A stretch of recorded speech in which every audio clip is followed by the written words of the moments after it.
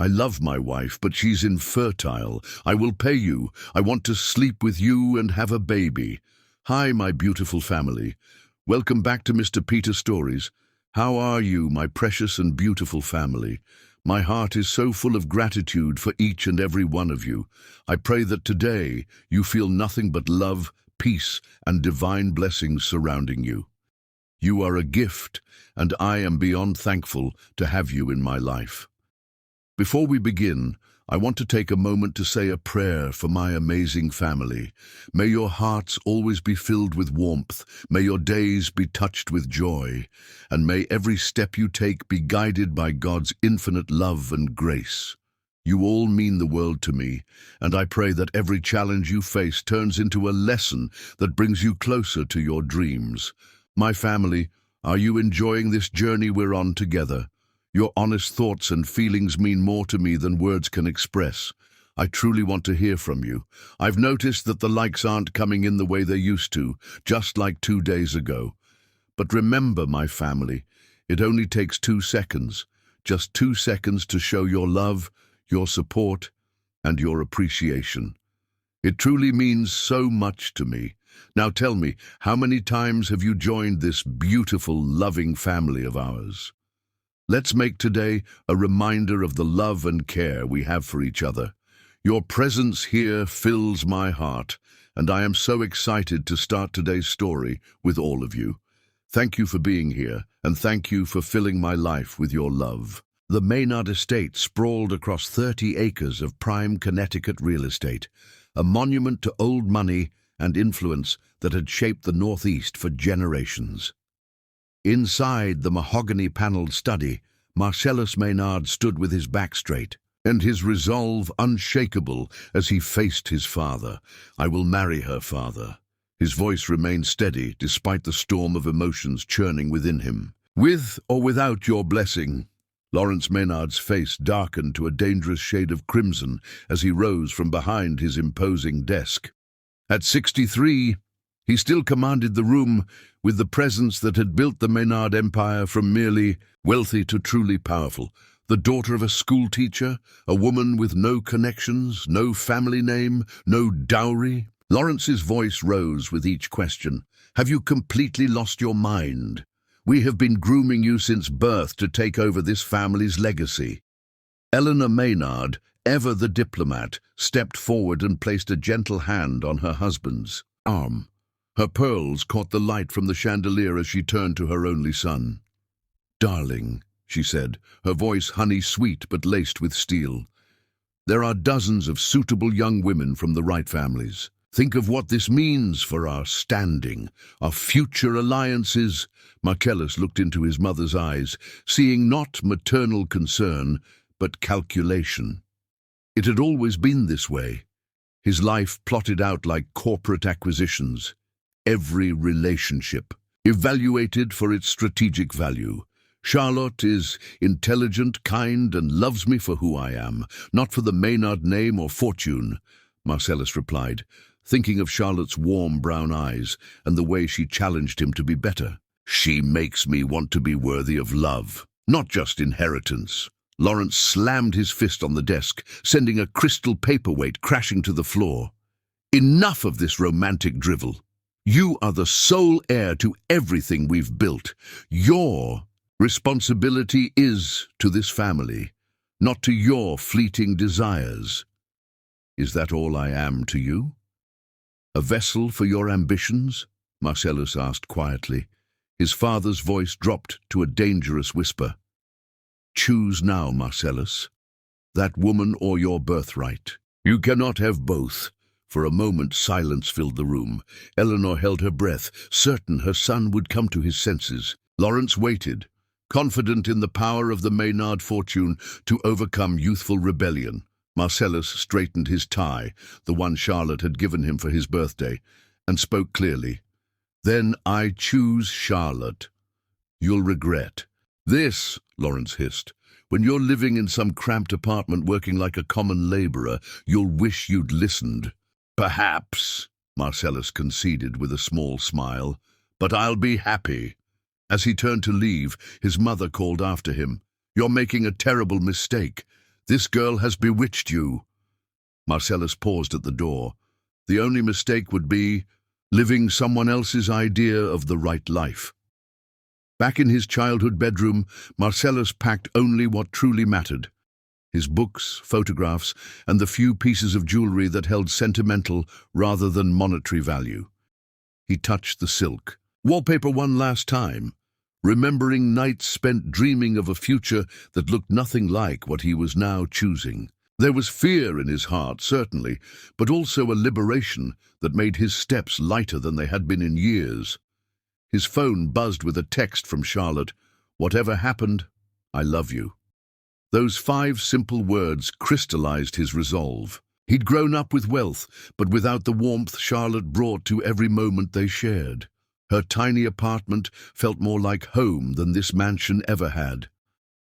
3 weeks later, under an arch of wildflowers in Charlotte's parents' modest backyard, Marcellus and Charlotte exchanged vows. She wore a simple white dress that had belonged to her grandmother, altered by her mother's loving hands. Her dark hair was adorned with small daisies, and her eyes shone with unshed tears as she looked up at the man who had given up everything for her. Charlotte's father, a respected high school history teacher, had initially been suspicious of the wealthy young man courting his daughter. But watching them now, he saw what had been clear to everyone except the Maynards. This was no passing infatuation, but a love built on mutual respect and genuine connection.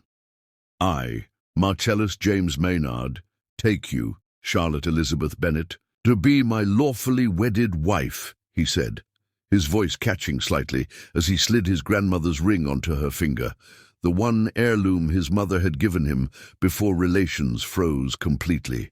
To have and to hold from this day forward, for better, for worse, for richer, for poorer. The traditional vows took on new meaning with each word. They both knew that for poorer was their immediate reality.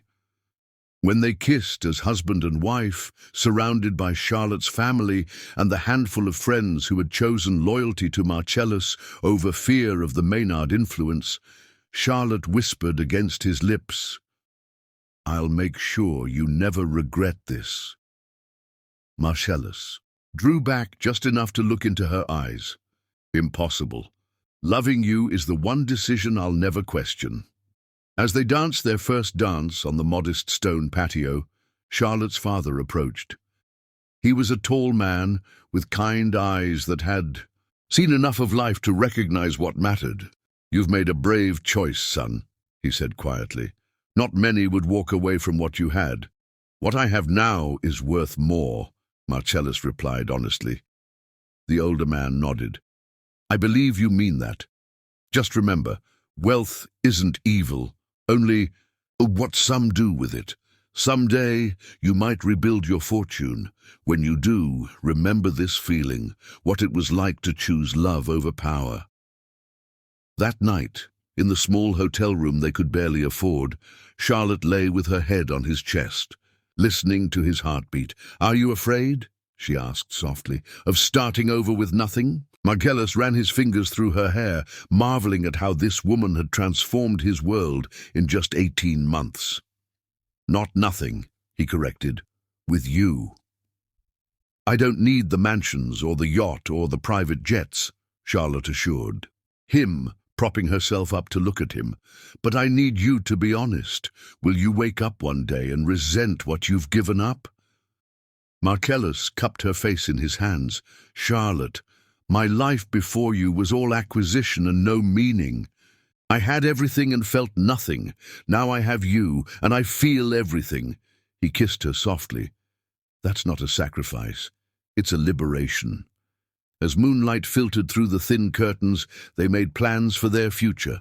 Humble plans compared to the Maynard expectations, but wholly theirs. Charlotte would continue teaching elementary school, while Marcellus would use his business degree and connections, who remained loyal, to launch a consulting firm. "We'll build something together," Charlotte murmured, as sleep began to claim her. "Something that's ours, not handed to us. Something better," Marcellus agreed, holding her close as if she might disappear. "Something real." The next morning, as sunlight streamed through the windows, they began their new life together with nothing but love, determination, and the belief that they had made the right choice, the only choice that would lead to true happiness. Chapter 2. Building Dreams Together. 3 years passed in a blur of hard work, modest achievements, and a deepening love that surprised even Marcellus. Their apartment in the city was small but filled with warmth, Charlotte's bookshelves overflowing with her beloved classics, the mismatched furniture they'd collected piece by piece, and the walls adorned with photographs of their adventures. Together, Marcellus's consulting business had grown steadily, if not spectacularly. His Harvard education and natural business acumen served him well, but without the Maynard name opening doors, he had to prove himself with every client. Charlotte managed their finances with careful precision, stretching her teacher's salary and his variable income to not just survive, but occasionally thrive. On a crisp autumn evening, Charlotte arrived home to find the apartment transformed. Candles flickered on every surface, casting a golden glow over their modest living room. The scent of her favorite meal, coq au vin that Marcellus had learned to perfect, filled the air, and soft jazz played from their second-hand record. "Implaya, what's the occasion?" she asked, setting down her bag of student papers to grade. Marcellus emerged from the kitchen, uncorking a bottle of wine they'd been saving. 3 years ago today, I made the best decision of my life." Charlotte's eyes widened. "Our first date, I can't believe you remembered. The day you agreed to coffee after literally running into me at the library." Marcellus laughed, pouring 2 glasses of the ruby liquid. "How could I forget the woman who spilled tea all over my white shirt, then offered me her scarf to hide the stain?" "That scarf was my favorite," Charlotte teased, accepting the glass. "I never got it back." "It's in my office drawer," Marcellus admitted, leading her to the small table he'd set with their nicest dishes, a wedding gift from Charlotte's aunt. "I look at it whenever I need inspiration." Charlotte traced her finger around the rim of her glass, a smile playing at her lips. "I was so embarrassed that day. I'd seen you around campus before, the handsome business student everyone whispered about. I never thought you'd actually call me." "I almost didn't," Marcellus confessed. "Not because I didn't want to, but because you were so genuine, so different from everyone in my usual circle. I was afraid I'd disappoint you when you realized who my family was. Instead, your family disappointed you because of who I was," Charlotte said softly. Marcellus reached across the table to take her hand. "Best disappointment of my life." Over dinner, they reminisced about their early days together. Their second date at the art museum where they'd stayed until closing time, lost in conversation. The first time Marcellus had met her parents and won them over despite their initial suspicions. The weekend trip to the coast where he'd proposed with a ring far more modest than he'd once imagined giving, but chosen with infinitely more care. "Remember when the car broke down on the way back from that trip?"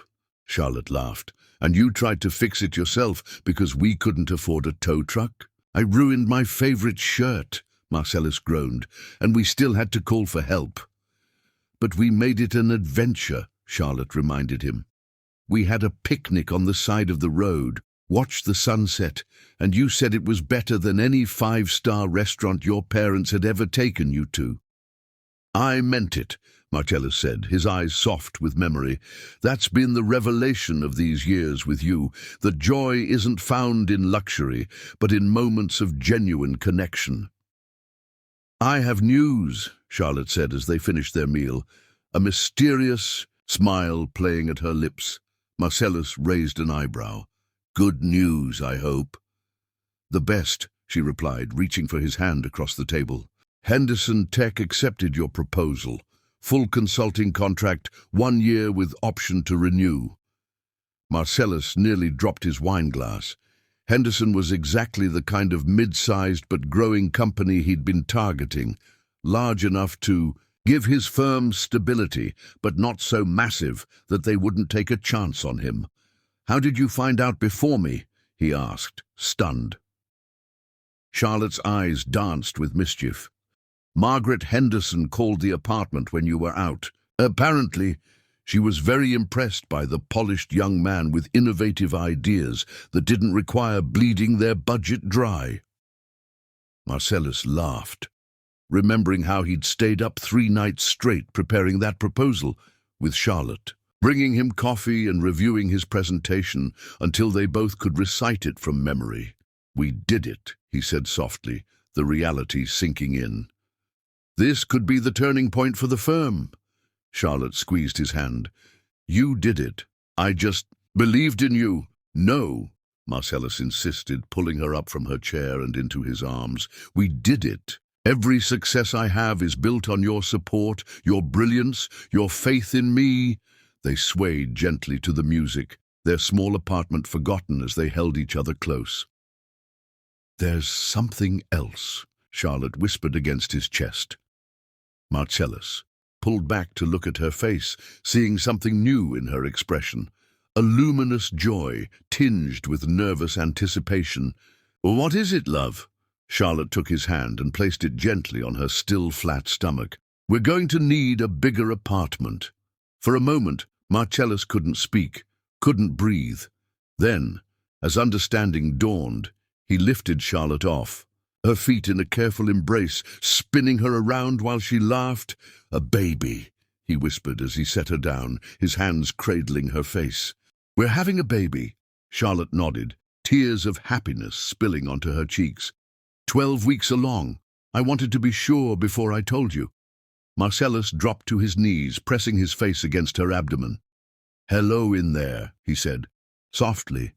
I'm your father, and I promise to love you as completely as I love your mother. He looked up at Charlotte, his eyes shining with a mixture of wonder and fierce protectiveness. How do you feel? Do you need anything? Should you be resting? Charlotte laughed, running her fingers through his hair. I'm pregnant, not ill. The doctor says everything looks perfect. Does anyone else know? Just my mother, Charlotte admitted. I needed someone to talk to while I waited for the right moment to tell you. She's already knitting something small and yellow. Marcellus stood, gathering Charlotte in his arms again. We're going to be parents, he said, the reality sinking in with each repetition. You and me responsible for a whole new person. Terrifying, isn't it?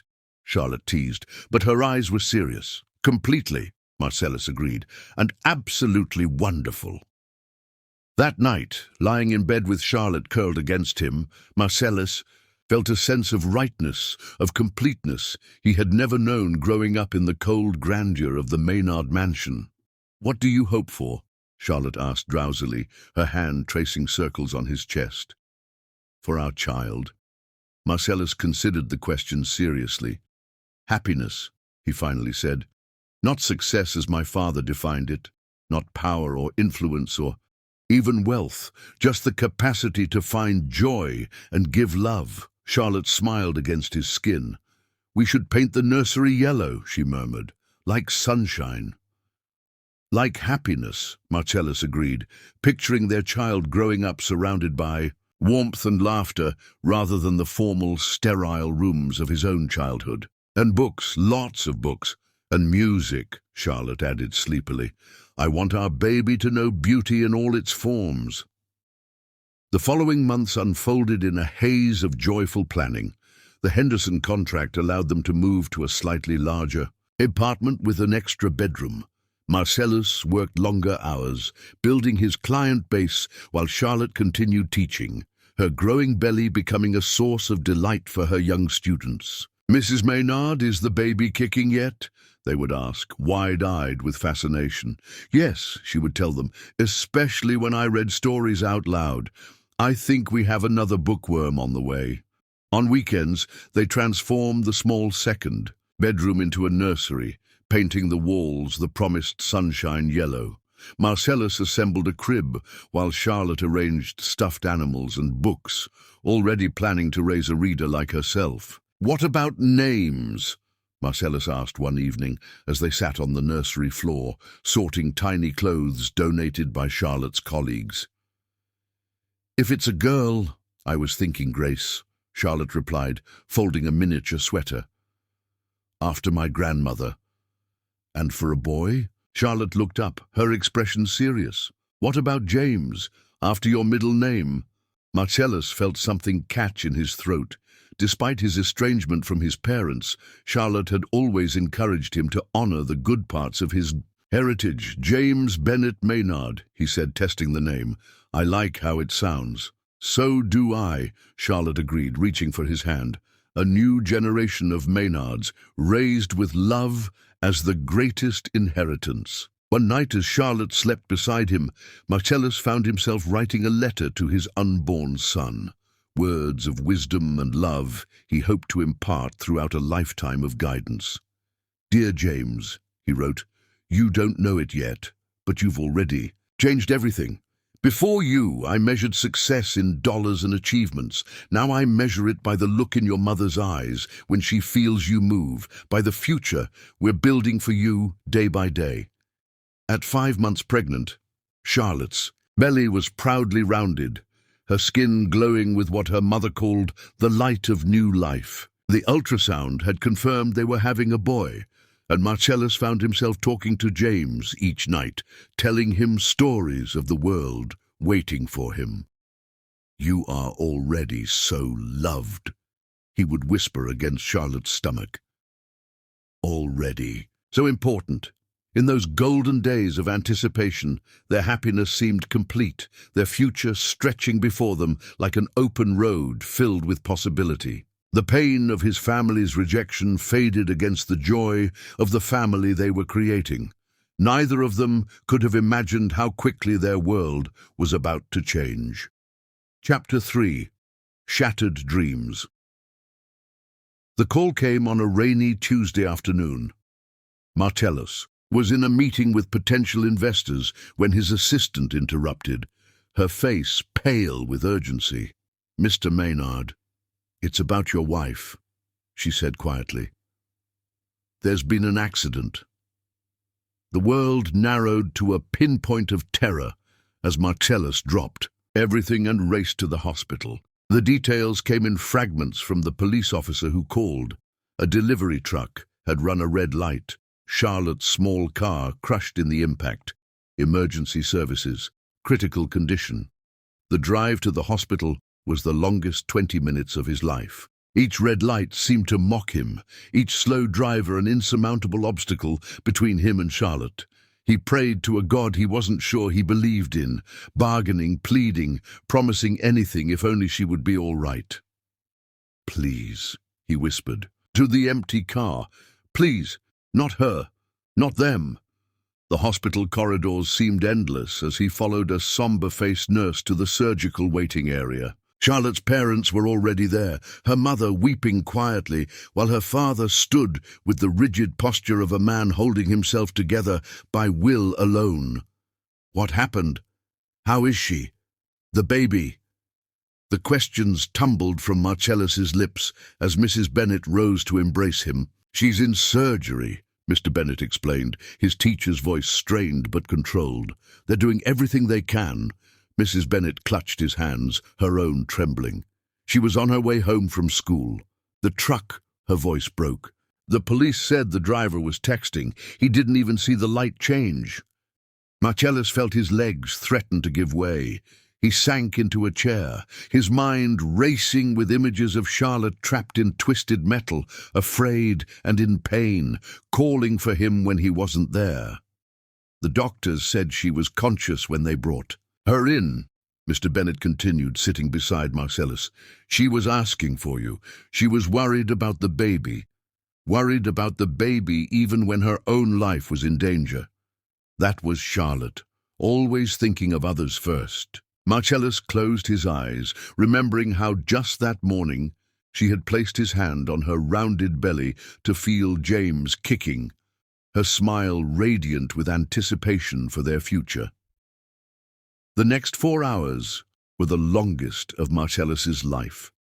He It paced the waiting room, alternating between desperate prayer and bargaining with whatever higher power might be listening. He would give anything, his business, his remaining connections to his family fortune, his own health, anything to see Charlotte walk through those doors whole and smiling again. At one point, Mrs. Bennet pressed a styrofoam cup of coffee into his hands. "Drink," she instructed gently. "You need your strength for when she wakes up. When, not if." He clung to that certainty in her voice like a lifeline. A police officer came to take his statement, explaining the circumstances of the accident in detached professional terms that couldn't possibly capture the devastation they represented. The truck driver had survived with minor injuries. He was cooperating with police, devastated by what his momentary distraction had caused. Marcellus couldn't bring himself to hate the man. Hatred required energy he didn't have to spare. When the surgeon finally appeared, his face told Marcellus everything before he spoke a word. "Mr. Maynard, your wife is stable but critical. She sustained severe internal injuries and significant blood loss." "And the baby?" Marcellus whispered, already knowing the answer from the doctor's hesitation. "I'm very sorry. The trauma was too severe. We couldn't save your son." The words hit him like physical blows, each one driving the air from his lungs. Charlotte was alive. Their son was gone. James would never take his first breath, never grasp his father's finger, never know how eagerly they had awaited his arrival. Mrs. Bennet let out a keening sound of grief that echoed through the sterile waiting room.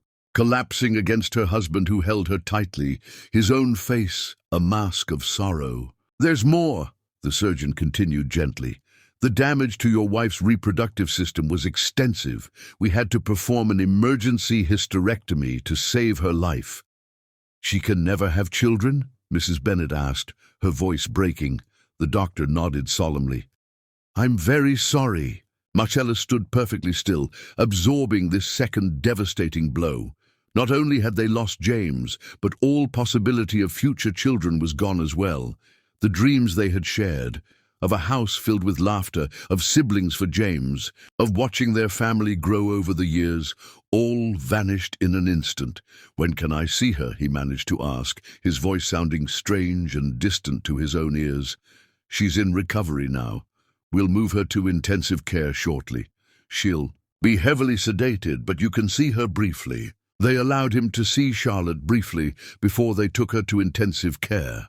She lay unconscious, tubes and monitors surrounding her like some terrible technological cocoon.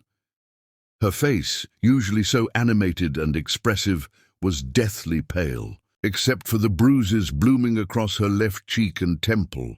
Marcellus held her hand, careful of the IV lines, and whispered promises that all would be well, that they would get through this together, that his love for her remained undiminished. "I'm here, Charlotte," he murmured, brushing a strand of hair from her forehead. "I'm right here and I'm not going anywhere. We'll face this together, I promise." A nurse touched his shoulder gently. "Talk to her," she encouraged. "She can hear you even if she can't respond." So Marcellus talked. He reminded Charlotte of their first date, of their wedding day, of all the small moments of joy they had shared.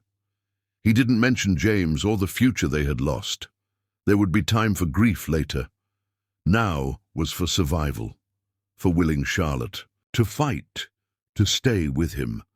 For 3 days he barely left the hospital, sleeping in an uncomfortable chair beside her bed, leaving only when her parents insisted he shower and change clothes. Her mother brought him clean clothes and homemade food he could barely taste. Her father sat with him in the quiet hours of the night, offering not platitudes but simple presence, the solidarity of shared vigil. On the third night, Mr. Bennet broke their customary silence. "When Charlotte was 6, he said quietly, she fell from a tree and broke her arm in 2 places. The doctors said she might lose some mobility. Know what she did?"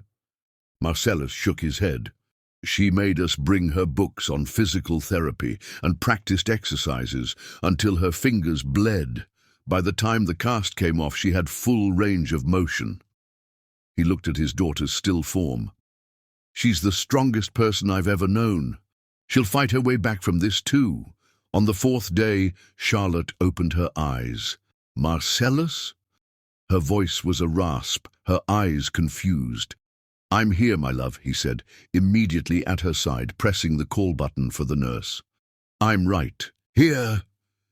Recognition dawned, followed immediately by panic as her hands flew to her abdomen. "The baby! James!" The look on his face told her everything. Charlotte's anguished wail echoed through the hospital room, a sound of such primal grief that the nurse who entered backed away, giving them privacy for this most intimate moment of loss. Marcellus could only hold her as she sobbed, her body shaking with the force of her despair. "I'm sorry," she kept repeating. "I'm so sorry." "You have nothing to apologize for," he insisted, his own tears falling onto her hospital gown. "Nothing. I killed our baby," she cried, clutching at his shirt. "I killed our son." "No," Marcellus said firmly, cradling her face in his hands, forcing her to look at him. "No, Charlotte, you didn't do this. A terrible accident did this. James is gone, but you survived, and I thank God for that. I couldn't bear to lose you both." When she had exhausted herself, falling into a fitful sleep, Marcellus spoke with her doctors. Charlotte would recover physically, they assured him, though the process would be long. The emotional recovery, they warned, would be another matter. "Entirely. There's an excellent grief counselor on staff," the doctor advised, "for both of you, and support groups for couples who have lost children and fertility." "I'll take care of her," Marcellus promised. "Whatever she needs." As the days passed, Charlotte's physical condition improved enough for her to be moved to a regular room. The doctors explained her injuries in clinical detail: the broken ribs, the ruptured spleen, the trauma to her reproductive organs that had necessitated the hysterectomy. "So I can never have children," Charlotte said flatly when the doctor had finished his explanation. "Never. There are other options," the doctor offered gently. "Adoption, surrogacy." "But never my own," Charlotte interrupted, her voice hollow. "Never a child growing inside me again." The doctor didn't contradict her. "I'm very sorry, Mrs. Maynard." When he had gone, Charlotte turned her face to the wall. "You should leave me," she whispered. "What?" Marcellus moved closer, certain he had misheard. "You should leave me," she repeated, still not looking at him. "Find someone who can give you children." "Charlotte, look at me." When she didn't move, he gently turned her face toward him. "I didn't marry you for your uterus. I married you because I love you, all of you. That hasn't changed. It will never change." "But you wanted children," she argued weakly. "I wanted a life with you," he corrected. "Children were part of that dream, yes, but you are the heart of it. We'll build new dreams together." 2 weeks later, he brought Charlotte home to their apartment. The sunny yellow nursery door remained firmly closed, neither of them yet capable of facing the hopes and dreams contained within those walls. Charlotte moved through those first days like a ghost, speaking little, eating only when Marcellus gently insisted. At night, she would wake screaming from nightmares, the sound of crunching metal and breaking glass following her from sleep. On the third night home, Marcellus found her sitting in the darkened nursery, holding the tiny sweater she had been folding. "The night before the accident, I killed him," she whispered when Marcellus knelt beside her. "I killed our son." "No," Marcellus said firmly, taking her hands in his. "No, Charlotte, a reckless driver killed our son. This was not your fault. The doctor said I can never have children," she continued as if she hadn't heard him. "I can never give you a family." Marcellus gathered her into his arms, rocking her gently on the nursery floor. "You are my family. You're all I need." "Your parents were right," Charlotte said, her voice hollow. "You should have married someone who could give you an heir." "Stop!" Marcellus commanded, more sharply than he intended. He softened his voice. "Charlotte, look at me. When she raised her tear-stained face, he continued, "I didn't marry you to get children. I married you because I love you, your mind, your heart, your soul. That hasn't changed. It will never change." In the days that followed, Marcellus threw himself into caring for Charlotte. He took leave from his business, delegating to his small but capable staff. He cooked her favorite meals, read to her when she couldn't sleep, held her through her nightmares and crying jags. Slowly, inch by painful inch, Charlotte began to emerge from the deepest darkness of her grief. He encouraged her to see the grief counselor the hospital had recommended. At first, she refused, but eventually agreed to try one session. That one session led to another, and gradually, Charlotte began to develop coping mechanisms for her loss and trauma. Marcellus joined her for couples counseling, where they learned to talk about James, not just their grief at losing him, but the joy they had felt in anticipating his arrival. They created a memory box with the ultrasound pictures, the little clothes they had bought, and letters they each wrote to the son they would never know. "We need to remember him," their counselor advised. "Not just how he died, but that he existed, that he was loved." The first time Charlotte smiled again, a small, fragile thing in response to a silly joke he made while making dinner, Marcellus felt hope unfurl in his chest. They would survive this. They would find a way forward together. When his parents learned of the accident through the business connections that still grudgingly acknowledged him, his mother sent flowers, but no note. His father sent nothing at all. Charlotte's parents, by contrast, visited regularly, bringing food and comfort and the steady, uncomplicated love they had always offered. As weeks turned to months, they established a new normal. Charlotte returned to teaching, finding solace in her students' uncomplicated enthusiasm. Marcellus rebuilt his consulting practice, more determined than ever to provide security for their future. They never told his family about Charlotte's infertility. When pressed about when they would try again for a child, Marcellus would simply say, "We're taking time to heal." The truth that there would be no more chances, no future pregnancies, remained their private sorrow. On the anniversary of the accident, they finally emptied the nursery together, donating the unused baby items to a women's shelter. As Charlotte carefully wrapped the crib mobile in tissue paper, she looked at Marcellus with clear eyes. "I want us to be happy again," she said. "I think James would want that too." Marcellus nodded, swallowing the lump in his throat. "We will be. Different, but happy." They kept only a few things. The soft blue blanket Charlotte's mother had knitted, a teddy bear they had bought on their first shopping trip after learning they were expecting, and a small box containing the ultrasound images that were there, only pictures of their son. That night, for the first time in a year, they made love, gentle and tender, reaffirming their connection, healing in its own way. Afterward, Charlotte lay with her head on his chest, listening to his heartbeat just as she had on their wedding night. "We'll be okay," she whispered, and for the first time, Marcellus believed it might be true. Chapter 4. Reconciliation and Ultimatum. Nearly 2 years after the accident, Marcellus received an unexpected call from his mother. His father had suffered a major heart attack and was asking for him. Despite the years of estrangement, despite the pain of rejection, Marcellus found himself driving to the family estate the same day, Charlotte's hand steady in his.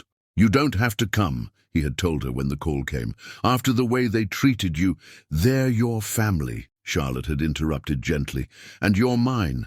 Where you go, I go." The Maynard mansion seemed smaller as they drove through, the gates less imposing than in his memories. His mother waited on the front steps, her once dark hair now streaked with silver, new lines etched around her eyes and mouth. "He's in his study," Eleanor said, her usual composure fractured by worry. "He insisted on coming downstairs." The study looked exactly as Marcellus remembered.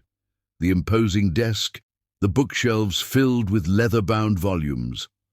Only the man behind the desk had changed. Lawrence Maynard, once robust and commanding, now looked diminished, his skin grey and papery. "So you came," Lawrence said, his voice weaker but still carrying that edge of authority. "I wasn't sure you would." "You're—" "My father," Marcellus replied simply. Lawrence gestured for them to sit, his gaze lingering on Charlotte. "You look well," he said grudgingly. "Marriage seems to agree with you." "It does," Marcellus confirmed, reaching for Charlotte's hand. "We've built a good life together."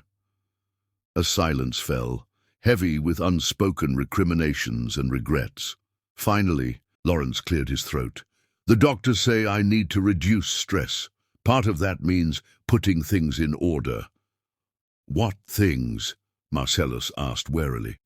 "The company, the family legacy." Lawrence fixed his son with an intent stare. "You've done reasonably well with your little consulting firm, but it's time to think bigger, to come back to where you belong."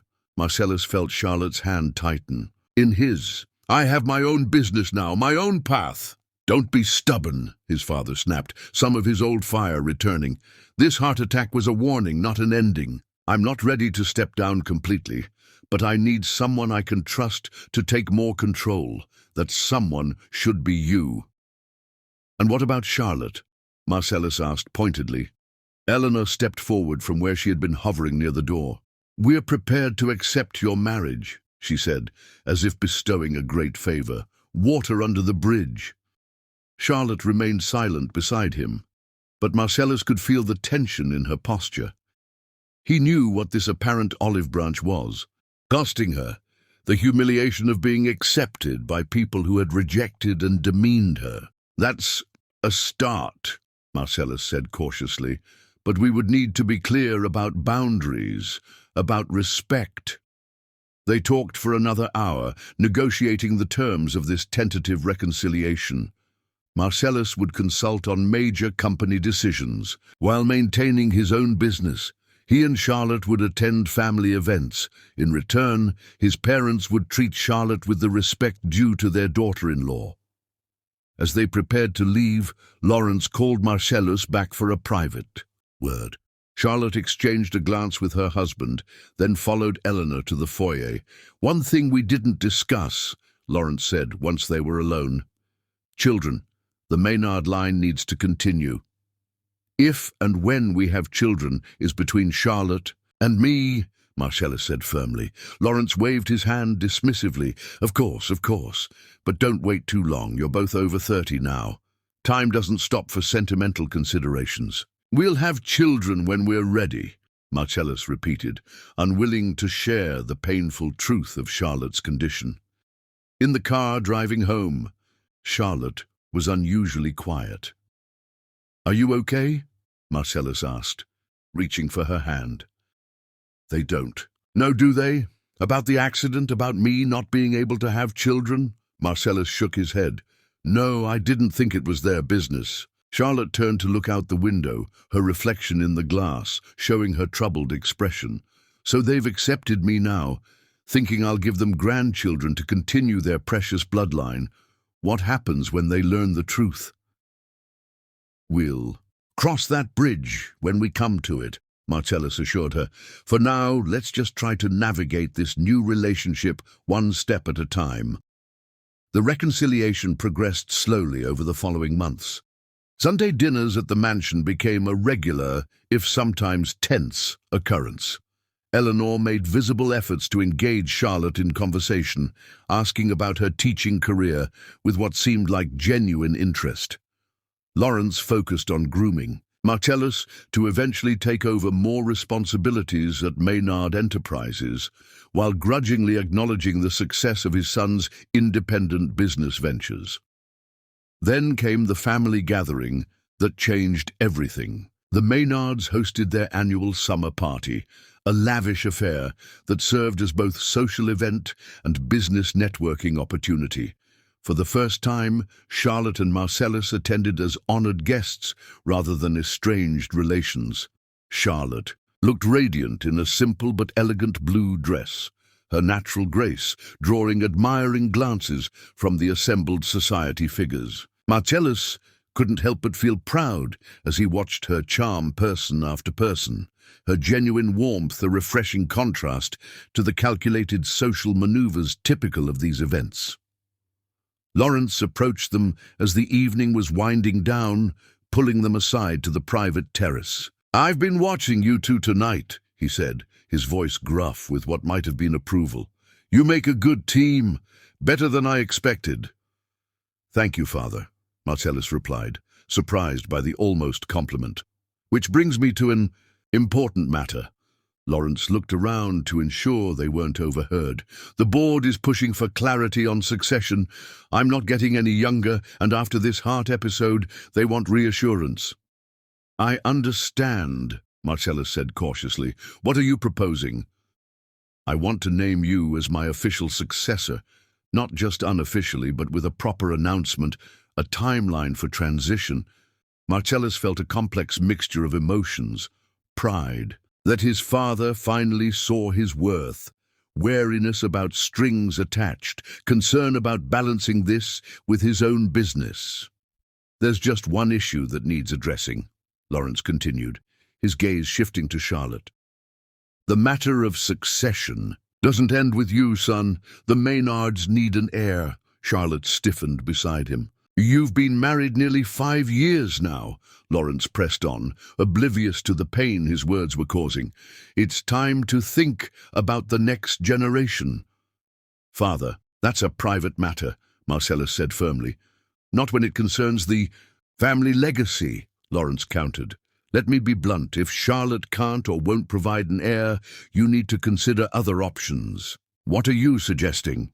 Marcellus asked, his voice dangerously calm. Lawrence held his gaze steadily. "I'm suggesting that without a child to continue the Maynard line, I cannot in good conscience name you as my successor. The board would never accept it." "You're giving me an ultimatum," Marcellus stated. "Have a child or lose the company." "I'm being practical," Lawrence corrected. "Family businesses survive through generations. Without that continuity, what's the point?" "And if we can't have children?" Marcellus challenged. Lawrence's expression hardened. "Then difficult decisions will need to be made about the future of this family and this company." From the doorway, Eleanor called for her husband, unaware of the tension she was interrupting. Lawrence excused himself, leaving Marcellus and Charlotte alone on the terrace. "I'm sorry," Marcellus said immediately, turning to Charlotte. He had no right to say those things, but Charlotte wasn't looking at him. Her gaze was fixed on the garden below, where Lawrence was now speaking with his brother-in-law and nephew, the next in line for succession if Marcellus failed to produce an heir. "He doesn't know," she said softly, "but it doesn't matter. The result is the same." On the drive home, Charlotte broke their tense silence. "I won't be the reason you lose your birthright, not again." "Charlotte, no, Marcellus, listen to me." Her voice was calm, resolved. "I've been thinking about this for a while, ever since we started reconciling with your family. There are options for us to have a child. We've discussed adoption." "That's not what your father meant by continuing the Maynard line," Charlotte interrupted. "He wants your biological child, and there's a way for that to happen: surrogacy." Marcellus nearly swerved off the road. "Surrogacy. Charlotte, that's a valid option," she finished for him. "My eggs were destroyed, but your contribution could create a child with a surrogate, a child that would be biologically yours." "Our child would be whoever we love and raise, biological or not," Marcellus insisted. Charlotte placed her hand on his arm. "I know that, but this is about more than just us now. It's about your legacy, your future with the company you were born to lead." "I don't care about the company if the price is your happiness," Marcellus said fiercely. "My happiness is bound up in yours," Charlotte replied simply. "Just promise me you'll think about it, for both our sakes." Chapter 5. Love's sacrifice. In the weeks following Lawrence's ultimatum, Charlotte found herself drawn to the Maynard mansion when Marcellus was working late. She told herself it was to build bridges with Eleanor, but in truth, she was searching for something, understanding, perhaps, or resolution. On a warm Thursday afternoon, she arrived unannounced and found not Eleanor but Lawrence in the garden. Surprisingly alone, without his usual retinue of assistants, he looked up from his newspaper, clearly startled by her presence. "Charlotte, is something wrong? Is Marcellus—" "Marcellus is fine," she assured him quickly. "I was hoping to speak." "With you, privately." Lawrence gestured to the chair opposite his. "Please." Charlotte sat, gathering her courage. "I need to tell you something that Marcellus doesn't want you to know." Lawrence's eyebrows rose. "Go on." "The accident 2 years ago, I didn't just lose our baby." She took a deep breath. "The injuries were severe. I can never have children." The silence that followed was heavy with implication. Lawrence's expression shifted from surprise to calculation to something that might have been pity. "I see," he said finally, "and Marcellus has chosen to stay with you knowing this." "He has," Charlotte confirmed, "because he loves me. But I won't let him sacrifice everything for me, not again." "What are you proposing?" Lawrence asked, his businessman's instincts sensing a negotiation. "Surrogacy," Charlotte said firmly. "A child biologically Marcellus's, born through a surrogate, raised by both of us as our own." Lawrence studied her face. "And you would accept this? Another woman carrying your husband's child?" "I would prefer it to watching Marcellus lose his birthright because of me," Charlotte replied honestly, "but he refuses to consider it. He thinks it would hurt me too much." "Would it?" Charlotte looked away, unable to maintain her composure under his piercing gaze. "Of course it would hurt, but love means putting someone else's happiness above your own." "Even at such a cost?" Lawrence pressed. "Even then," Charlotte said softly, "especially then." Lawrence nodded slowly, a new respect dawning in his eyes. "You truly love my son, more than anything." "Then we understand each other," Lawrence said. "But Marcellus must never know about this conversation." Charlotte agreed, rising to leave, but Lawrence's voice stopped her. "You would have made an excellent Maynard, even without the proper pedigree." It was perhaps the closest thing to approval she would ever receive from him. As she drove home, Charlotte's phone rang, a call she'd been dreading. Pulling over, she answered with a forced steadiness in her voice. "Dr. Winters, do you have my test results?" The news was worse than she'd feared. What she had dismissed as fatigue and stress-related symptoms were actually indicators of advanced pancreatic cancer. The doctor's words, 6 months to a year, echoed in her mind as she sat in her parked car, watching normal life continue around her. "There are treatment options we should discuss," Dr. Winters was saying, but Charlotte barely heard him. "I'll make an appointment," she promised mechanically, ending the call before emotion overwhelmed her. For several minutes, she simply sat there, absorbing the death sentence she had just received. Her first thought was not for herself, but for Marcellus.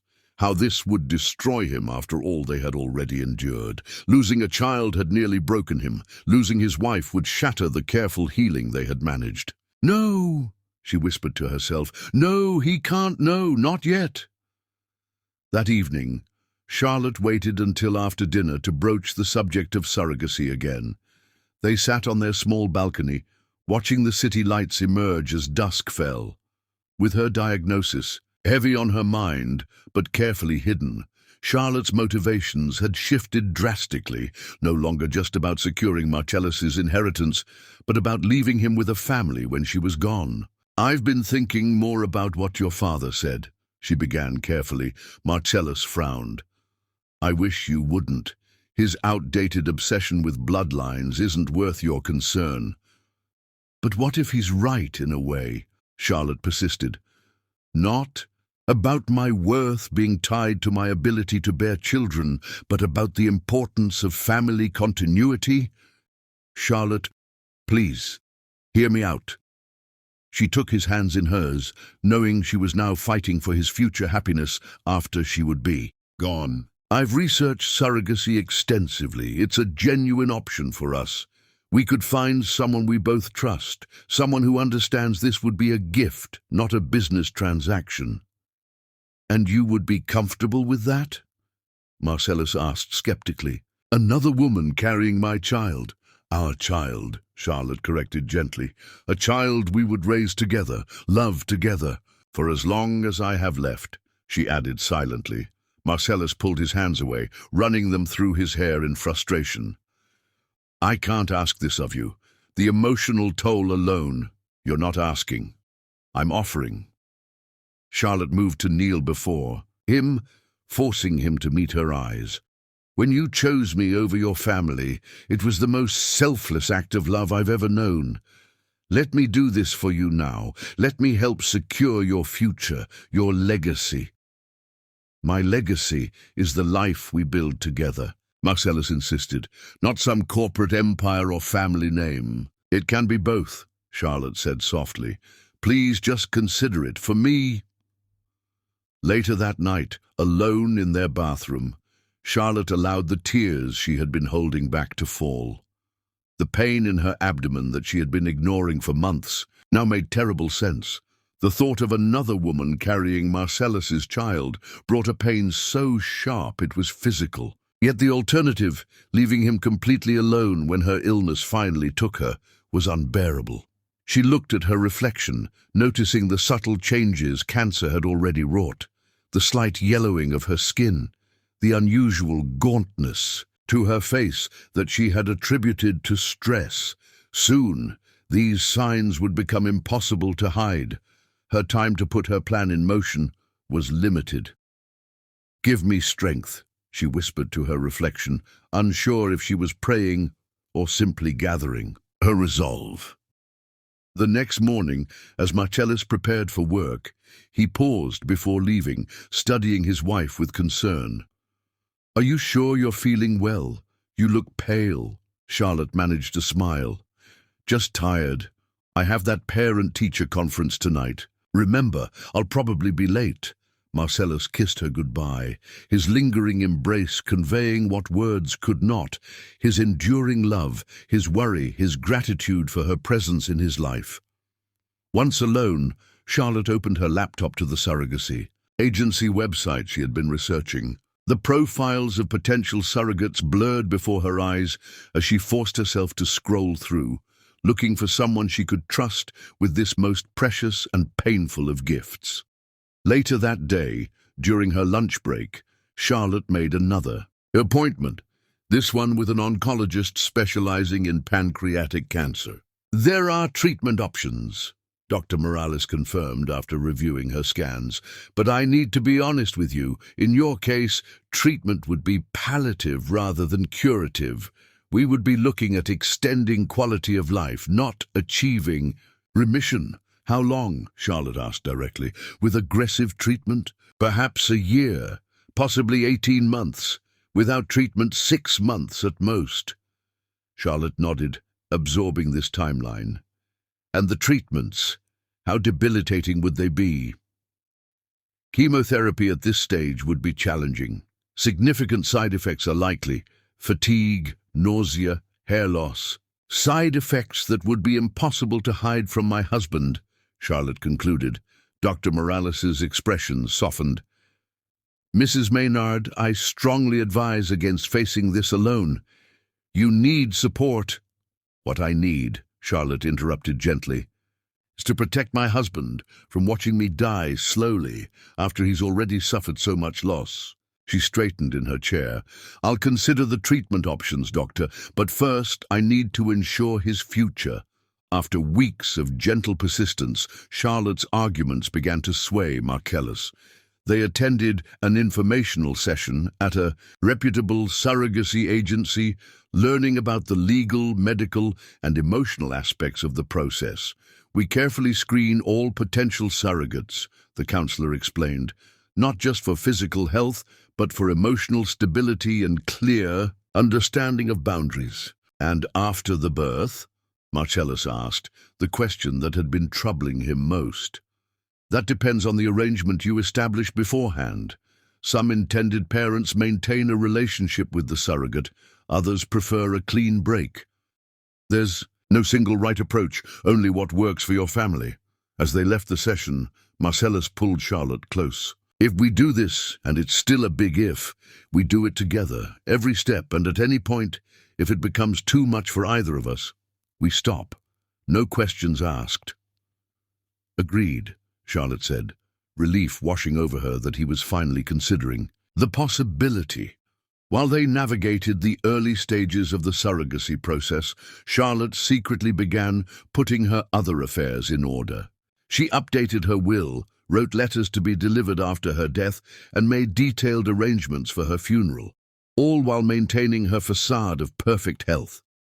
The hardest part was continuing to teach, smiling through the increasing pain, excusing her weight loss as a new diet, and scheduling her doctor's appointments during times Marcellus was occupied with work. She refused Dr. Morales's recommended treatments, knowing they would reveal her condition immediately. Instead, she focused on ensuring Marcellus would have a child to love when she was gone. They began the process slowly, interviews with potential agencies, consultations with fertility specialists, discussions about finances. The costs were substantial, but with Marcellus's increasing involvement in the family business and their own savings, it was manageable. Then came the most difficult part, choosing a surrogate. The agency presented several candidates who matched their preferences, but none felt right until they met Nadia. Chapter 6. Nadia's story. Nadia Johnson's day began like most others. Too early, too rushed, and with the gnawing anxiety about money that had become her constant companion since her father's death. At 26, she should have been focused on finishing her graduate studies in psychology, not juggling 3 part-time jobs while fending off increasingly aggressive debt collectors. "Mum, did you take your medication?" she called, sliding a plate of toast toward her mother, who sat at their small kitchen table, bills spread before her.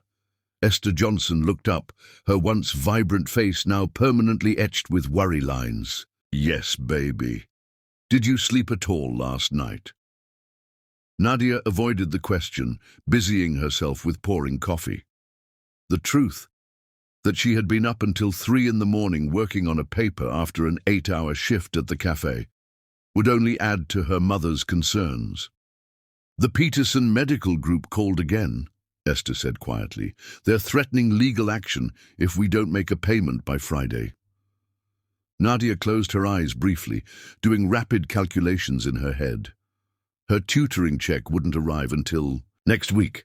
The cafe tips barely covered groceries, and her student loan payment was already 2 weeks overdue. "I'll figure something out," she promised, the words hollow even to her own ears. When her father had died suddenly of a heart attack 3 years ago, he had left behind not just a devastated family, but a mountain of medical debt. The insurance had covered only a fraction, and the predatory terms of the emergency loans they had taken out to pay for his final treatments had ballooned the debt to unmanageable proportions. "Maybe we should consider selling the house," her mother suggested, not for the first time. "No," Nadia said firmly. "Dad worked his whole life for this house. We're not losing it, too." The modest 3-bedroom in a working-class neighborhood was their last connection to Thomas Johnson, brilliant mathematician, devoted father, and terrible financial planner. Every room held memories of his booming laugh, his passionate explanations of complex theories, his unwavering belief in Nadia's potential. "You'll be the first Dr. Johnson," he had often told her, "the first of many." That dream now seemed as distant as the stars her father had loved to identify on their backyard stargazing nights. After leaving her mother with promises that things would improve soon, Nadia headed to campus for morning classes. Then to her research assistant position, followed by an evening shift at the cafe.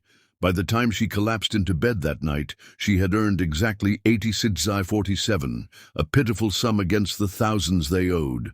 The next day brought fresh troubles. A formal notice of intent to sue arrived from Peterson Medical Group, along with a trio of aggressive debt collectors who pounded on their door during dinner, shouting threats about garnishing wages and seizing property. "This can't go on," her mother said tearfully after they had gone. "We need to consider bankruptcy." "That won't erase the medical debt," Nadia reminded her, "and it would destroy our credit for years. How would I get loans for the rest of grad school?" The answer came from an unexpected source. Her classmate Tamara approached her after their advanced developmental psychology seminar, concern etched on her face. "I heard those guys shouting at your house last night," she said without preamble. "Debt collectors, right?" Nadia nodded, too exhausted and humiliated to deny it. "I might know a way you could make some serious money," Tamara continued, lowering her voice. "My cousin did it last year, paid off her student loans in one go." "I'm not selling drugs or my body," Nadia stated flatly. Tamara laughed. "Nothing like that. She was a surrogate for this super-rich couple who couldn't have kids. They paid her $200,000. Surrogacy, Nadia repeated, the concept simultaneously intriguing and unsettling. "Yeah, it's all legal, medical, above board. There's this agency that works with wealthy families. My cousin said they treated her like royalty. Best healthcare, regular massages, nutritionist, the works." "I don't know," Nadia hesitated. "Carrying someone else's baby for money feels like a business transaction," Tamara supplied. "That's exactly what it is. These couples are desperate, and you have something they need. Why not let them pay you what it's worth?" She pressed a business card into Nadia's hand. "Just think about it. The consultation is free, and there's no obligation." For days, Nadia carried the card in her wallet, taking it out occasionally to stare at the embossed lettering, "New Beginnings Surrogacy, Creating Families, Changing Lives." The tagline made the commercial nature of the arrangement seem almost noble. The tipping point came when she returned home to find her mother sobbing at the kitchen table, a legal summons beside her, and a voice message from her doctor explaining that her prescription couldn't be refilled because their account was in collections. That night, Nadia made the call. The New Beginnings office was nothing like she had imagined, no sterile medical feel, but rather a warm, welcoming space with comfortable furniture and soft lighting. The intake coordinator, a woman named Janelle with a soothing voice and compassionate eyes, took her through the initial screening questions. "You've never been pregnant before?" "No," Nadia confirmed. "Any history of mental health issues? Depression? Anxiety, bipolar disorder?" "No, I mean situational stress, but nothing clinical." "Family history of genetic disorders or pregnancy complications?" "My mother had 2 healthy pregnancies, no complications." The questions continued, covering everything, from her diet to her sexual history to her feelings about abortion in case of severe abnormalities. By the end, Nadia felt simultaneously exhausted and relieved, as if she had unburdened herself to a particularly thorough therapist. "You're an excellent candidate, Nadia," Janelle said finally. "Your health is perfect. Your genetic background is diverse, but without concerning markers, and your psychological profile shows stability and resilience." "So, what happens next?" Nadia asked. "We have several client families who would be very interested in your profile. The standard compensation is $50,000, plus all medical expenses and a living stipend during the pregnancy." Nadia's heart sank. It was a substantial sum, but nowhere near enough to solve their financial crisis. "However," Janelle continued, seeming to read her disappointment, "we do have one couple offering a premium package. They're looking for someone with your specific qualifications, educated, excellent health, similar physical characteristics to the intended mother. They're offering $200,000. Nadia repeated, the figure so large, it seemed unreal. Yes, they're a very wealthy family with unique circumstances. The intended mother cannot carry a child due to medical issues, and they're particularly motivated to find the right surrogate quickly. What makes this situation unique? Nadia asked, suspicious of the unusually high compensation. Janelle hesitated. I'm not at liberty to share all the details until you've been matched and signed confidentiality agreements. What I can tell you is that this arrangement would involve more than just the standard medical procedures. They would want you to relocate during the latter part of the pregnancy. It sounded too good to be true, and in Nadia's experience, such things usually were. Yet the prospect of wiping out her family's debt in one decisive action was tantalizing. No more collectors, no more threats, no more watching her mother age prematurely from constant stress. Can I think about it? She asked. Of course. But I should warn you, opportunities like this don't come along often. If you're interested, I'd recommend scheduling a meeting with the couple as soon as possible. 2 days later, dressed in her most professional outfit, a navy skirt suit borrowed from Tamara, Nadia sat in a private meeting room at New Beginnings, her hands clasped tightly in her lap to hide their trembling. The door opened, and Janelle entered, followed by a striking couple. The man was tall and classically handsome, with an air of authority softened by kind eyes. The woman beside him was slender and elegant, her posture perfect, but something vulnerable in her expression. Nadia noticed now, with informed eyes, the slight pallor beneath her careful makeup, the way she leaned almost imperceptibly against her husband for support. Nadia, I'd like you to meet Charlotte and Marcellus Maynard. Janelle said, Mr. and Mrs. Maynard, this is Nadia Johnson. Marcellus stepped forward first, extending his hand. Thank you for meeting with us, Miss Johnson. His handshake was firm but not domineering, his smile genuine. Charlotte hung back slightly, studying Nadia with an intensity that was not unfriendly, but definitely assessing. Please call me Nadia, she said, trying to project confidence she didn't feel. Janelle discreetly excused herself, leaving the three of them alone. An awkward silence fell until Charlotte finally spoke. This is strange for all of us, she said directly. Perhaps we should acknowledge that first. The honesty was refreshing, and Nadia felt herself relax slightly. Yes, it is. I've never done anything like this before. Neither have we, Marcellus assured her, helping Charlotte into a chair before taking one himself. Would it help if we explained our situation? Why we're seeking a surrogate? Nadia nodded, grateful for the straightforward approach. For the next hour, Charlotte and Marcellus shared their story, their romance against his family's wishes, their struggle to build a life together, the tragic accident that had taken their unborn son, and Charlotte's ability to have more children. Charlotte spoke with composed grace, but Nadia noticed she omitted any mention of her current illness. Marcellus remained completely unaware that his wife was dying. My husband's family has expectations, Charlotte explained carefully. A biological heir is important to them. But more than that, we genuinely want to raise a child together, to create a family, to leave Marcellus with something of herself when she was gone, Nadia realized, reading between the lines of Charlotte's carefully chosen words. And you're offering $200,000? Nadia confirmed, still stunned by the figure. Marcellus nodded. We understand it's a significant commitment, physically, emotionally, and logistically. The compensation reflects that. Especially the relocation part, Charlotte added. We would need you to move to London for the final trimester and birth. London? Nadia echoed. As in England? Yes. We have family connections there, and the privacy would be beneficial.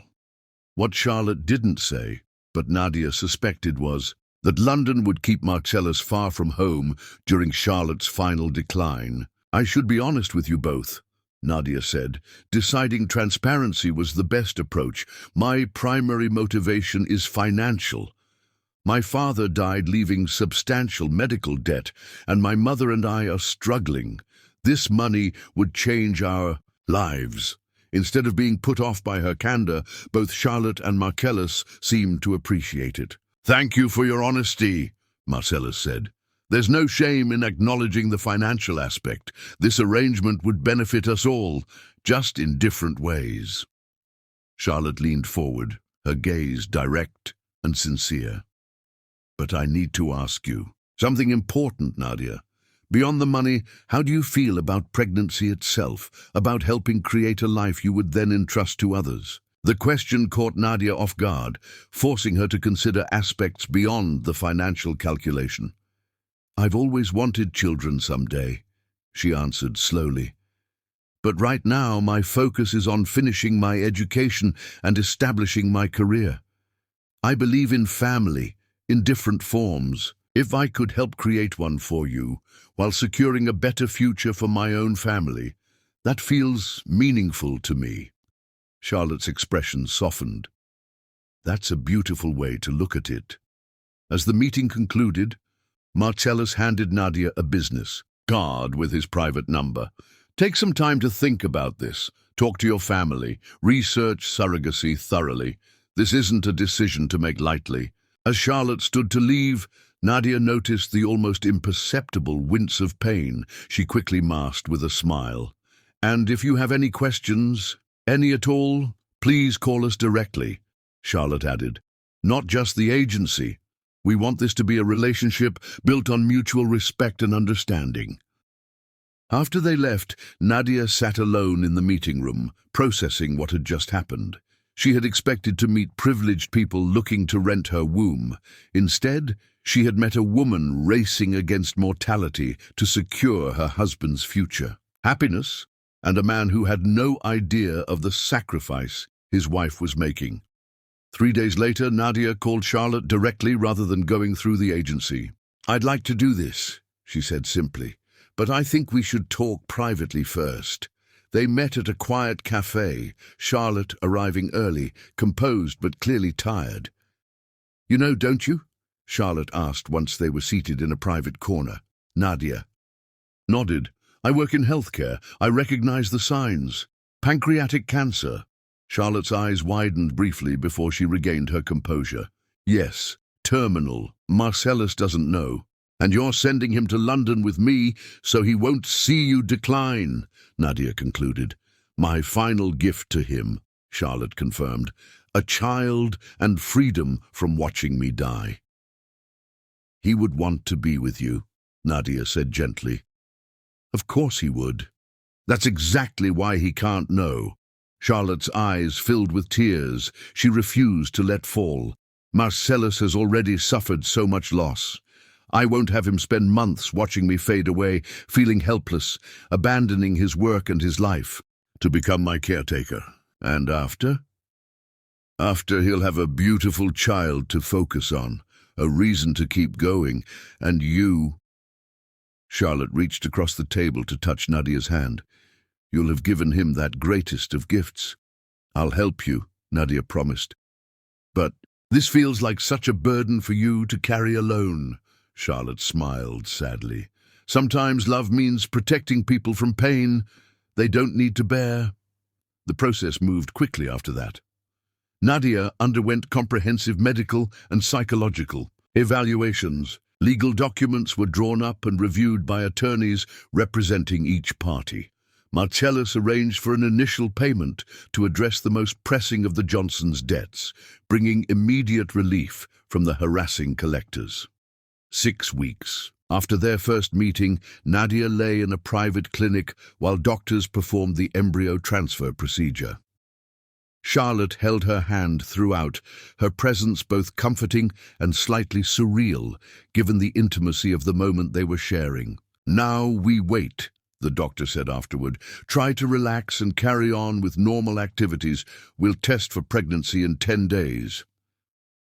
Those 10 days were the longest of Nadia's life, longer even than the terrible days following her father's death. She found herself touching her abdomen, wondering if new life was taking hold inside her, a life created from Marcellus's genetic material and an anonymous egg donor selected to match Charlotte's characteristics as closely as possible. When the call came confirming her pregnancy, Nadia experienced a complex wave of emotions: excitement, anxiety, and a strange protective feeling toward the tiny life now growing within her. She called Charlotte first, before Marcellus. "It worked," she said simply when Charlotte answered. The silence on the other end lasted so long that Nadia wondered if the call had dropped. Then she heard it, a muffled sob, quickly controlled. "Thank you," Charlotte whispered. "Oh, thank you." In that moment, Nadia understood completely the magnitude of what they were doing, creating life in the shadow of approaching death, building a future family that Charlotte herself would never see grow and thrive. "I promise," Nadia said impulsively, "I'll tell your child about you someday, if Marcellus allows it." "Just love them," Charlotte replied. "That's enough." Chapter 7. The arrangement, the London flat, exceeded every expectation Nadia had formed. Located in a stately Georgian building overlooking Regent's Park, it offered luxury beyond anything she had experienced.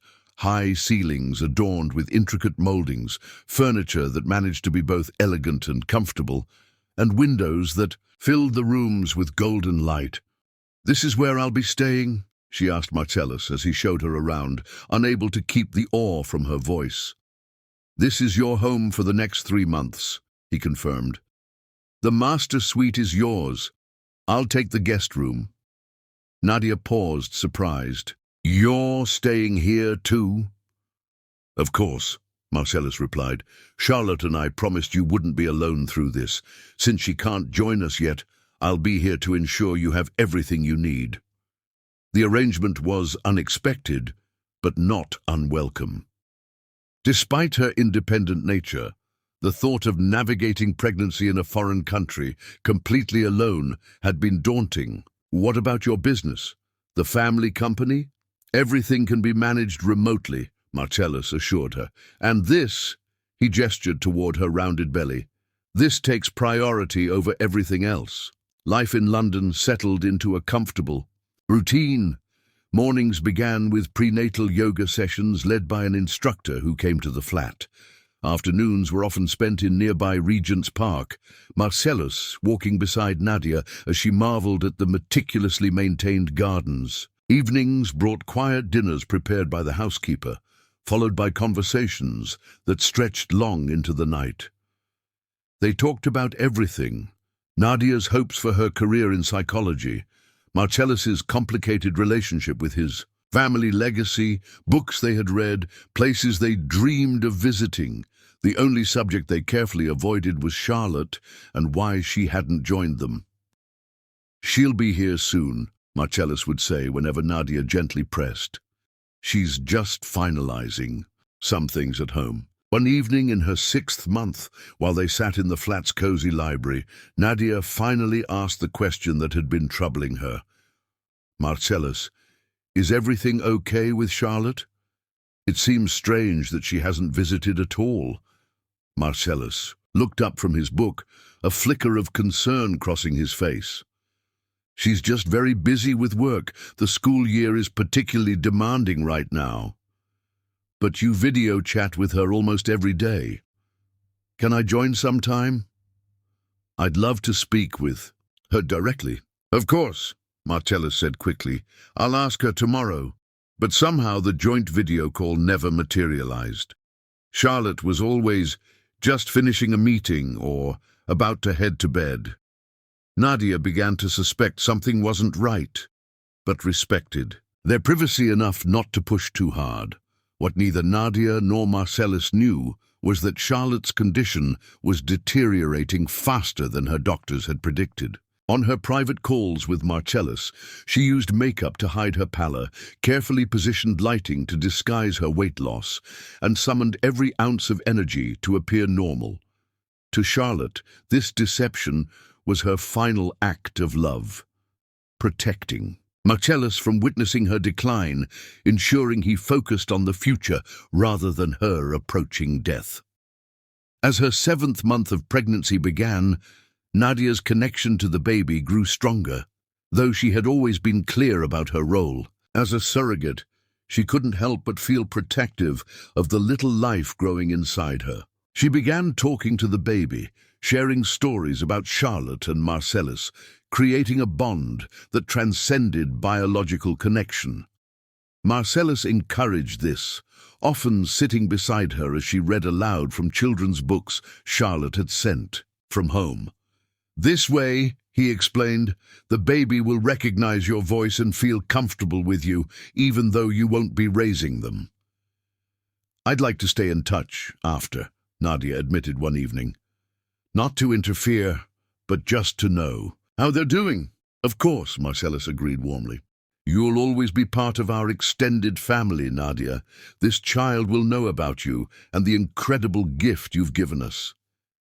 Meanwhile, Charlotte was making preparations of her own. Between doctor's appointments and increasingly necessary rest periods, she wrote letters, dozens of them, addressed to Marcellus and their unborn child, to be opened at significant moments in the future. First steps, first day of school, graduations, wedding days, milestones she knew she would never witness. She also prepared a final letter for Marcellus, explaining everything, her diagnosis, her decision to keep it from him, her hopes for his future with their child. This letter she entrusted to her closest friend, with instructions to deliver it after her death. As Nadia's due date approached, Charlotte made one last effort to appear normal in their video calls. "I'll be joining you soon," she assured them both, knowing it was a lie. "Just a few more loose ends to tie up here." Marcellus believed her completely, excited that their family would soon be reunited in London for the birth. Nadia, however, noticed the shadows under Charlotte's eyes that makeup couldn't quite hide, the careful way she positioned herself to mask her thinness, the slight tremor in her hands. But she kept these observations to herself, respecting the private arrangement between husband and wife. Chapter 8. Goodbye, without farewells. Nadia entered her 8th month of pregnancy. Marcellus became increasingly concerned about Charlotte's continued absence. The daily video calls had become shorter, often with Charlotte claiming poor internet connection when the image quality deteriorated, hiding the true state of her declining health. "I think I should go home for a quick visit," Marcellus told Nadia one morning over breakfast. "Just for a few days, to see what's keeping Charlotte so busy. She doesn't seem herself lately." Nadia nodded, understanding his concern. "You should go. I'll be fine here with the staff." Before Marcellus could make travel arrangements, he received a call from Charlotte. Their conversation was brief but reassuring. She promised to join them in London within 2 weeks, just in time for the birth. Marcellus, relieved, decided to wait. 3 days later, Marcellus tried calling Charlotte to share news from their latest doctor's appointment. The call went straight to voicemail. He tried again that evening, and the next morning, with the same result. "I'm sure she's just busy," he told Nadia, though worry had begun to crease his brow. "Maybe her phone is broken." Another day passed with no contact. Marcellus called Charlotte's school, only to be told she had taken an extended leave of absence weeks ago, information she had never shared with him. His calls to their neighbors and local friends went unanswered or were met with uncomfortable evasions. "Something's wrong," he told Nadia, pacing the flat's living room. "No one will give me straight answers. I'm going to call her parents." The call to Charlotte's father revealed nothing at first, just vague assurances that Charlotte was managing. But when Marcellus pressed, insisting he needed to know what was happening, Mr. Bennet's voice finally broke. "Son, you need to come home," he said gravely. Right away. Is Charlotte hurt? Is she sick? Please, just tell me what's happening, Marcellus begged. A long pause followed. She made us promise not to tell you, Mr. Bennet finally said. But it's time.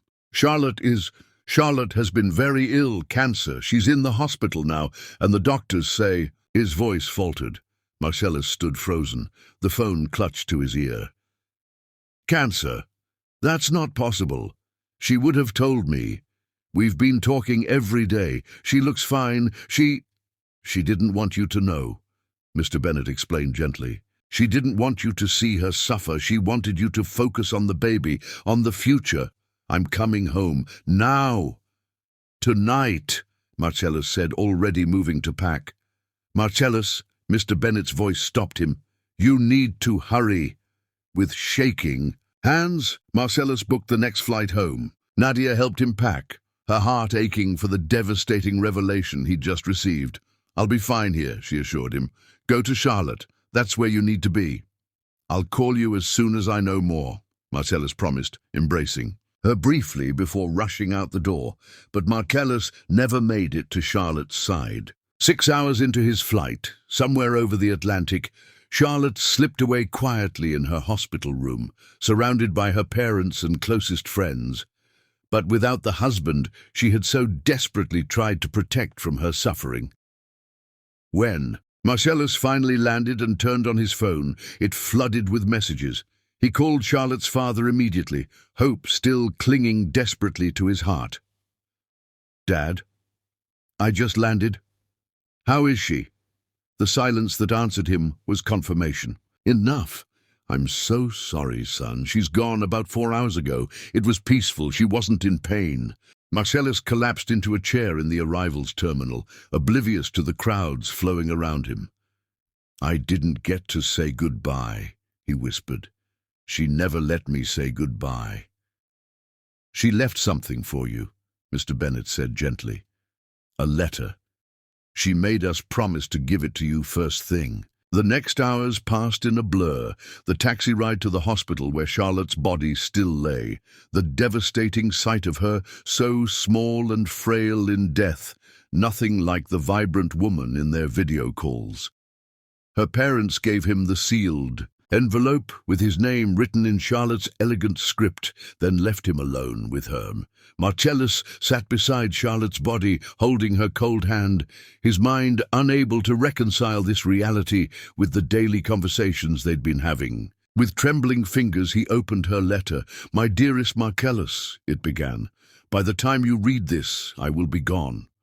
I know you're probably angry that I kept my illness from you, that I sent you away when you would have wanted to stay by. My side, please try to understand that this final deception was born of the deepest love. The letter explained everything. Her diagnosis 6 months earlier, her decision to pursue surrogacy immediately, her choice to send him to London with Nadia so he wouldn't witness her decline. She wrote of her love for him, her certainty that the child they had created would bring him joy in his darkest hours of grief, her hopes that he would eventually find happiness again. I've arranged for our child to have pieces of me, she wrote, letters for birthdays and milestones, mementos I've collected. But most importantly, I've given our child you, the best father, the most loving man I've ever known. Live fully, my love. That's how you'll honor me best. Marcellus read the letter 3 times, tears blurring the words before calling Nadia. She's gone, he said simply when Nadia answered. She's been sick the whole time, dying, and she never told me. Oh, Marcellus, Nadia's voice caught. I'm so sorry. I need to arrange the funeral, he continued mechanically. It might be a week before I can get back to London.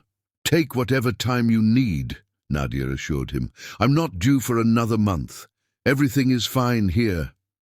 But as Marcellus ended the call, he realized with crushing certainty that nothing would ever be fine. Again. Chapter 9. Life and Death. The days following Charlotte's death were a blur for Marcellus, making funeral arrangements accepting condolences from friends and colleagues who had known about her illness when he hadn't, trying to comprehend the elaborate deception Charlotte had orchestrated out of love. She made me promise not to tell. You, Charlotte's friend Susan explained tearfully at the funeral reception. She said you'd drop everything to be with her, and she couldn't bear the thought of you watching her suffer. That wasn't her decision to make, Marcellus said bitterly, though part of him understood Charlotte's reasoning. She had always protected him, sometimes too fiercely. Charlotte had planned her own funeral down to the smallest detail. The music, the flowers, even the black suit Marcellus would wear, which she had purchased and left hanging in their closet with a note pinned to the lapel. This one brings out your eyes. Remember, no black tie. You know, I always thought they were too somber. Her thoughtfulness from beyond the grave both comforted and devastated him. She had prepared for every eventuality except the one that mattered most to him, the chance to say a proper goodbye. His parents, surprisingly, provided steady support through the funeral and its aftermath. Lawrence Maynard, normally so reserved, embraced his son with genuine compassion. She was extraordinary, Lawrence admitted, to do what she did, to think of your future even as she faced her end. I was wrong about her, son. I'm sorry I didn't see her worth sooner. 2 weeks after the funeral, as Marcellus was beginning to sort through Charlotte's belongings, a task that felt like losing her all over again, he received an urgent call from London. Marcellus, it's Nadia. I think you should come back. The Shawnee doctor says the baby might come early. He was on a plane that night, grief temporarily pushed aside by the urgent need to be present for the birth of Charlotte's final gift to him. When he arrived at the London flat, he found Nadia calmly packing a hospital bag. The contractions are still irregular, she explained. But the doctor thinks I might be in early labor. I'm glad you made it back. Thank you for calling me, Marcellus said, taking her hand impulsively. For everything, Nadia. I don't know how I would have managed these past months without you. They arrived at the hospital just as Nadia's contractions intensified. What followed was 18 hours of labor, with Marcellus remaining by her side, throughout, holding her hand, wiping her brow, encouraging her through each contraction. In those hours of shared struggle, something shifted between them, a deepening of trust, of mutual respect, of understanding that transcended their unusual arrangement. Finally, in the quiet hours of early morning, their son was born, healthy, strong, with a powerful cry that filled the delivery room. He's perfect, Nadia whispered, as the nurses placed the baby on her chest for a brief moment before taking him for examination. Thank you, Marcellus said, his voice breaking as he looked at his son. This miracle born of tragedy and sacrifice, and unexpected friendship. Charlotte would have loved him so much. When the nurses returned with the cleaned and swaddled infant, they naturally handed him to Marcellus. He cradled his son with reverent care, studying the tiny features for traces of Charlotte, finding them in the shape of the baby's eyes, the curve of his lips. What will you name him? Nadia asked softly. Marcellus didn't hesitate. James, he said. James Bennett Maynard. Charlotte chose it months ago, his voice caught. It was in her letter. For the next 2 days, Marcellus and Nadia established an unexpected co-parenting rhythm in the hospital, though they had planned for Marcellus to take full responsibility for the baby immediately. Nadia's natural instinct to nurture and Marcellus's overwhelming grief created a partnership neither had anticipated. You're so good with him, Marcellus observed as Nadia soothed the fussing infant. It's just instinct, she demurred. You'll learn quickly. I'm terrified, Marcellus admitted, of doing this alone, of failing him, of failing Charlotte. Nadia looked up from the baby. You won't be alone unless you choose to be. You have family, friends, support systems. What remained unspoken was her own willingness to remain connected, to help if needed. The boundaries that had seemed so clear in theory surrogate and intended parent, business arrangement with a clear endpoint, had blurred in the face of shared trauma and new life. On the third day, as they prepared to leave the hospital, a package arrived from home, delivered by Charlotte's mother, who had flown to London expressly for this purpose. Inside was another letter from Charlotte, along with a silver christening cup engraved with James's name and birth date, a date Charlotte had never known for certain, but had estimated with remarkable accuracy. "She thought of everything," Marcellus said wonderingly, "even from beyond." The letter, unlike the first which had explained her medical decisions, was a love letter to their son, words of wisdom she would never get to share with him directly, hopes for his future, assurances of how deeply he was wanted and loved even before his birth. "Would you read it aloud?" Nadia asked gently. "I think James should hear his mother's words, even if he doesn't understand them yet." Marcellus nodded, his throat tight.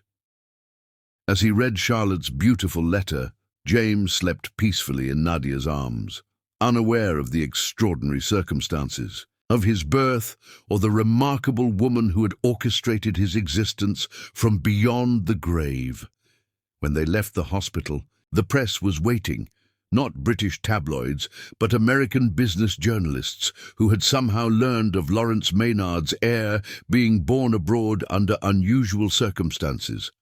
Marcellus shielded Nadia and the baby as best he could, hurrying them into the waiting car. "I'm sorry about that," he apologized once they were safely inside. "I should have anticipated the media interest." "It's okay," Nadia assured him, "but maybe we should talk about what happens next. The plan was for me to return home after delivery, but with everything that's happened—" "Stay," Marcellus said, impulsively, "just for a while. Until I get my bearings with James, until we figure out," he gestured vaguely, unable to articulate the complex emotions surrounding their situation. "I'll stay," Nadia agreed simply, "for as long as you need me." Chapter 10. Charlotte's legacy. 20 years passed, transforming James from the newborn of those tumultuous days into a thoughtful young man with his father's intelligence and his mother's compassionate spirit. Though he had never known Charlotte directly, her presence shaped his life through the letters she had left, the stories Marcellus shared, and the foundation established in her name to support cancer research.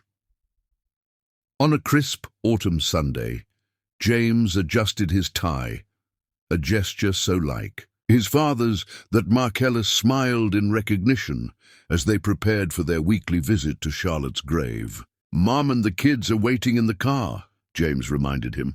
Marcellus nodded, taking one last look at the photograph on his desk, Charlotte on their wedding day, radiant with hope and love.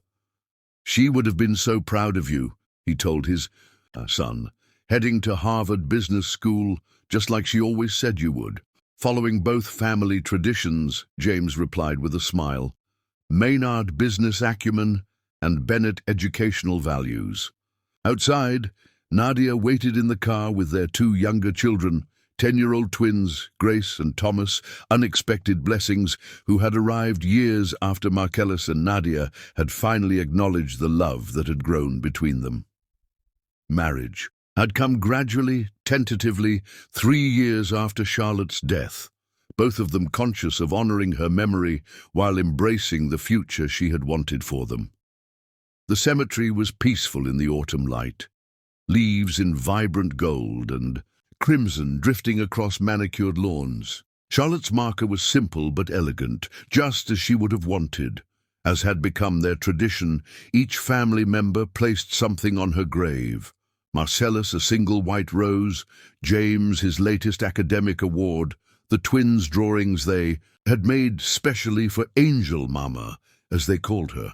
Nadia placed a small book of poetry Charlotte had once mentioned loving. "I'll give you a moment," Nadia said, guiding the twins a short distance away to give Marcellus and James privacy for their personal reflections. Marcellus knelt beside the grave, brushing leaves from the stone. "We're all here, Charlotte," he said softly, The family you created, even though you couldn't be part of it. James is heading to Harvard next month. The business is thriving. The foundation has funded 3 promising research protocols this year. James placed his hand on his father's shoulder. I read another of Mom's letters last night, he said. The one she wrote for my college acceptance. It's like she knew exactly what I'd be feeling, excited but nervous, proud but uncertain. She understood people, Marcellus agreed, better than anyone I've ever known. She writes about Nadia in that letter, James continued, about hoping you'd found happiness again, about how she chose Nadia not just as a surrogate, but as someone she trusted with our future. Marcellus looked up at his son, surprised. She mentions Nadia specifically. James nodded. She says she saw something in Nadia from the beginning. Strength, compassion, integrity, that she hoped Nadia would remain part of our lives in whatever capacity felt right. Your mother orchestrated everything, Marcellus said wonderingly. Even this.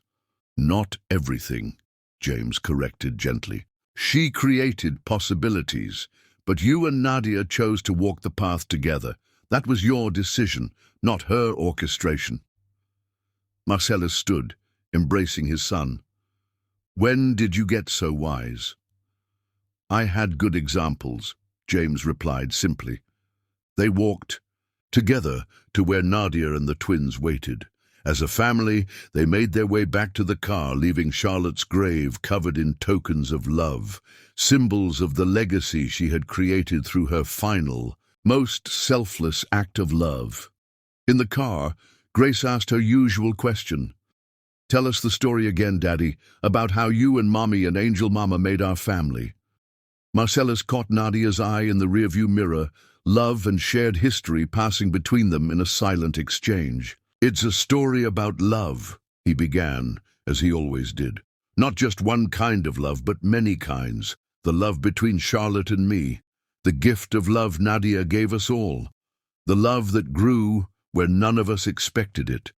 And most of all, he reached back to touch James's hand.